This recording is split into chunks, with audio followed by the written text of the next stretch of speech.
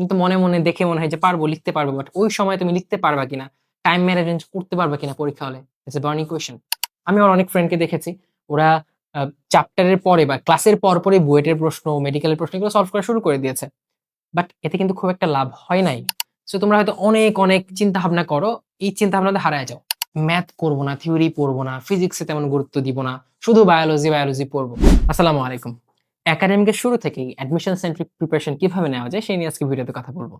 So তুমি medical aspirant হও, BUET aspirant হও বা ভার্সিটি অ্যাসপিরেন্ট হও, তুমি যেদিকেই যেতে চাও না কেন, তোমার একাডেমিক লাইফটা কিভাবে শুরু করা উচিত, কোন কোন স্ট্র্যাটেজি নিয়ে আগানো উচিত, যাতে তোমার একাডেমিকের পাশাপাশি অ্যাডমিশন একটা সলিড প্রিপারেশন বা বেস থাকে, সেটাই হচ্ছে আজকে আলোচ্য বিষয়। সো প্রথমেই চলে আসি, আমাদের একটা চিন্তা ভাবনা থাকে যে একাডেমিক অ্যাডমিশন সম্পূর্ণ ডিফারেন্ট। সবাই এই নিয়ে অনেক চিন্তা করো যে অ্যাডমিশনে কি হবে আমার, এমন একটা ভাব দেখাও যে একাডেমিকে যা আসে অ্যাডমিশনে তা আসে না, দুইটা ডিফারেন্ট বই। But completely wrong. Academic admission দুইটা একই পথের পথযাত্রী। দেখো, একটা টেক্সট বুক থেকেই তোমার বোর্ড কোয়েশ্চেন হবে, ওই টেক্সট বুক থেকে তোমার অ্যাডমিশনের প্রশ্ন হবে, সেটা বুয়েট হোক, মেডিকেল হোক, ভার্সিটি হোক, যে ভর্তি পরীক্ষা হোক না কেন।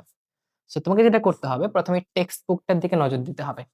এখন টেক্সট বুক নিয়ে তুমি 9-10 এ প্রবলেম ছিল না, বোর্ড কর্তৃক অনুমোদিত বই ছিল, ওটা পড়ছো। বাট যখন তুমি এইচএসসি তে চলে আসবা, তখন দেখবে অনেক অনেক রাইটারের বই আছে। সো প্রথম যে ধাক্কাটা খাও তুমি, যে কোন বইটা সিলেক্ট করবে যাতে একাডেমিকও হয়, অ্যাডমিশনও হয়। এটা একটা বড় ডিসকাশন। বাট আমি এটা নিয়ে ভিডিও করেছি, তোমরা আমাদের ইউটিউব চ্যানেলে ভিডিওটা পেয়ে যাবে যে একাডেমিক লাইফে তোমার কোন কোন বইগুলো পড়া উচিত। সো তোমার প্রথম কাজ হচ্ছে ওই ভিডিওটা দেখে ওই বইগুলা সিলেক্ট করে ফেলা। কলেজ লাইফ অনেকটা কেটে গিয়েছে, তোমরা অনেকে বই কিনে ফেলেছো, বাট যদি মনে হয় ভিডিওটা দেখে যেটা এসেনশিয়াল বই সেটা তোমার কেনা হয়নি, সেক্ষেত্রে বইটা কিনে ফেলবে। এখন তুমি যে বইটাই কেনো না কেন, একটা বই ফার্স্ট টু লাস্ট খুব ভালো করে তোমাকে পড়তে হবে। That is one book formula. So যখন একাডেমিকে পড়াশোনা শুরু করবা, তোমার টার্গেট হবে ওই চ্যাপ্টারটা ওই টেক্সট বুক থেকে ভালো করে পড়ে ফেলা। ভালো করে পড়ে ফেলা বলতে আমি বোঝাচ্ছি থিওরি পড়া, ক্লাস করা, নিজে বইটা ভালো করে পড়া। অনেকে থিওরি পড়ো কিন্তু বই পড়ো না। থিওরি দেখে দেখে নোট করে রাখো, ওই নোটটা পড়ে চলে যাও। বইটা একদমই খোলা হয় না। সো থিওরি পড়া, ক্লাস করা, বইটা ভালো করে পড়া, তারপর প্র্যাকটিস করা। এখন প্র্যাকটিসে অনেকে যেটা করো, অনেকে শুরুতে অ্যাডমিশন সেন্ট্রিক প্র্যাকটিস করা শুরু করে দাও, যেটা রং স্টেপ। আমি বলব তুমি প্রথমে বোর্ড সেন্ট্রিক প্রিপারেশন নাও, বোর্ড সেন্ট্রিক প্র্যাকটিস করা শুরু করো। বোর্ডে একটা টপিক থেকে কি কি সিকিউ আসছে, কি কি এমসিকিউ আসছে, এগুলো নিয়ে তুমি আলোচনা করো, এগুলো অ্যানালাইসিস করো, নিজে প্র্যাকটিস করো। প্রত্যেকটা টপিকের সিকিউ হাতে কলমে লিখে লিখে করো। এতে ম্যাথ করার ক্যাপাবিলিটি বাড়বে, কোনো একটা প্রবলেম সলভ করার ক্যাপাবিলিটি বাড়বে। কিন্তু মনে মনে দেখে মনে হয় যে পারবো, লিখতে পারবো, বাট ওই সময় তুমি লিখতে পারবা কিনা, টাইম ম্যানেজমেন্ট করতে পারবা কিনা পরীক্ষা হলে, it's a burning question. So যেটা বলবো, বইটা ভালো করে পড়ার পর বোর্ডের সিকিউ এমসিকিউ যতগুলো আছে সেগুলো তুমি ভালো করে প্র্যাকটিস করো। মজার ব্যাপার হচ্ছে, তুমি যখন বোর্ডের সিকিউ এমসিকিউ প্র্যাকটিস করবে, দেখবে মোটামুটি 70 to 80% অ্যাডমিশনে এই জিনিসগুলাই আসে। আমি মেডিকেলের প্রশ্ন দেখেছি, বুয়েটের প্রশ্ন দেখেছি, ভার্সিটির প্রশ্ন দেখেছি। খুব একটা ডিফারেন্ট না। সো তোমাকে যেটা করতে হবে, বোর্ড বই সেন্ট্রিক প্রিপারেশনে টপ নচ রাখতে হবে। আরেকটা জিনিস আমি এড্রেস করি, তোমাদের ক্ষেত্রে এই প্রবণতা দেখা যায় যে আমি হ্যাঁ মেডিকেলে পড়বো, ম্যাথ করবো না, থিওরি পড়বো না, ফিজিক্সে তেমন গুরুত্ব দিব না, শুধু বায়োলজি বায়োলজি পড়বো। ভাই আমি বুয়েটে পড়বো, ইনফরমেশন একদম পড়বো না, খালি থিওরি পড়বো, ম্যাথ সলভ করবো, বইটা ভালো করে পড়বো না, অন্য কিচ্ছু পড়বো না। এই যে ২ ক্যাটেগরির মানুষের চিন্তাটাই রং। আমি যেটা বলব সেটা হচ্ছে, যখন যেটা যে সাবজেক্ট, যে চ্যাপ্টার তুমি পড়বা, তোমার ভুলে যেতে হবে তুমি মেডিকেল অ্যাসপিরেন্ট, তুমি বুয়েট অ্যাসপিরেন্ট, তুমি ভার্সিটি অ্যাসপিরেন্ট, তুমি ভুলে যাও।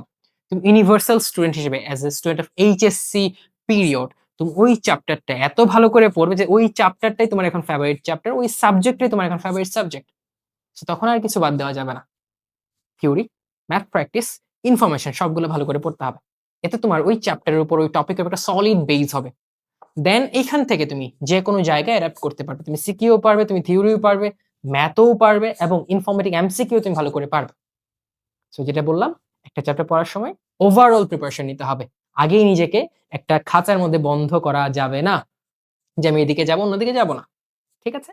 ওকে। সো প্র্যাকটিস তো আমি বললাম, বোর্ডের প্র্যাকটিস। তারপর যেটা করবে, তারপর তোমার ইচ্ছার তো একটা দাম আছে, তাই না? তুমি অ্যাডমিশনে মেডিকেলের দিকে যেতে চাও, বুয়েটের দিকে যেতে চাও। সো এটার প্রায়োরিটি দিতে হবে না? দিতে হবে। দেন চলে আসে কোয়েশ্চেন ব্যাংক এনালাইসিস। তুমি যেদিকে যেতে চাও সেটার কোয়েশ্চেন ব্যাংক, ওই চ্যাপ্টারের যে প্রশ্নগুলো আসছে প্রিভিয়াস ইয়ারে, সেইগুলা ভালো করে দেখে পড়াশোনা করো। সো সিকোয়েন্সটা বুঝতে পারছো? যে যখন পড়বো ওইটা হচ্ছে most important chapter, most important subject. Then ওটা থিওরি পড়বো, ম্যাথ পড়বো, ইনফরমেশন ভালো করে মুখস্থ করার চেষ্টা করবো, বুঝে মনে রাখার চেষ্টা করবো। দেন বোর্ডে সিকিউ এমসিকিউ প্র্যাকটিস করবো। দেন হচ্ছে অ্যাডমিশন সেন্ট্রিক চিন্তাভাবনা। এখন এটা ধরো in general physics, chemistry, biology, ম্যাথের ক্ষেত্রে প্রযোজ্য। বাট আমাদের একটা বড় ল্যাকিংস এর জায়গা হচ্ছে ইংলিশ। আমাদের মেডিকেল ভর্তি পরীক্ষা দিলে ইংলিশে 15 মার্কস বিভিন্ন ভার্সিটিতে থাকে।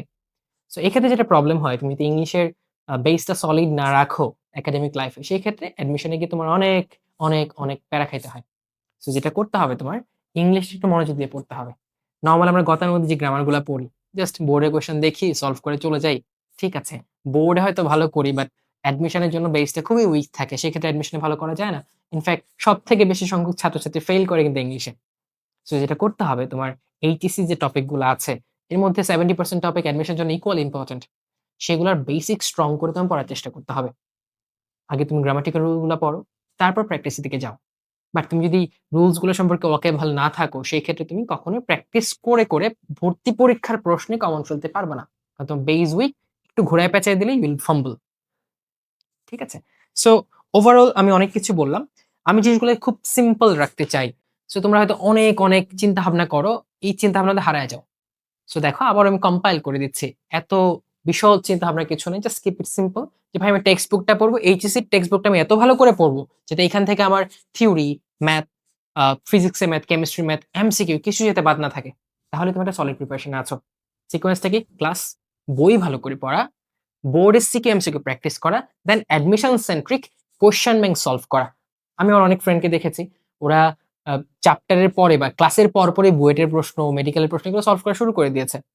বাট এতে কিন্তু খুব একটা লাভ হয় নাই। তারপর তাদের রিভার্স আসতে হইছে। আবার বোর্ডের প্রশ্ন সলভ করা লাগছে। দেন আবার তাদের অ্যাডমিশনে যেতে হয়েছে। আর তুমি এই ভুলটা করবা না। সো এই যে একটা ফ্লো চার্ট বললাম, এই ফ্লো চার্টটা মেইনটেইন করো। হোপফুলি তোমার একাডেমিকের সাথে অ্যাডমিশনের একটা সলিড প্রিপারেশন হবে। আরেকটা জিনিস সাইকোলজি সবসময় এই দিকে থাকবে যে ওকে ঠিক আছে, আমি একাডেমিকটা ভালো করে যদি সম্পন্ন করি, অ্যাডমিশন আমার ওকে হয়ে যাবে। এতে কি তুমি একটা বুস্ট পাবা মেন্টালি, এবং তোমার নার্ভাসনেস কমে যাবে। আর নার্ভাসনেস কম থাকলে তুমি নিজের প্ল্যান মতো আগাতে পারবা ইনশাআল্লাহ। সো ভাবো, ভেবেচিন্তে কাজ করা শুরু করো এবং আমাকে জানাও যে তোমার এই প্ল্যানে, খুব সিম্পল প্ল্যান, জাস্ট ২ টা টপিক অ্যাড্রেস করেছি। এই ২ টা প্ল্যানে তোমার আগাইলে তোমার উপকার হচ্ছে নাকি হচ্ছে না। আসসালামু আলাইকুম।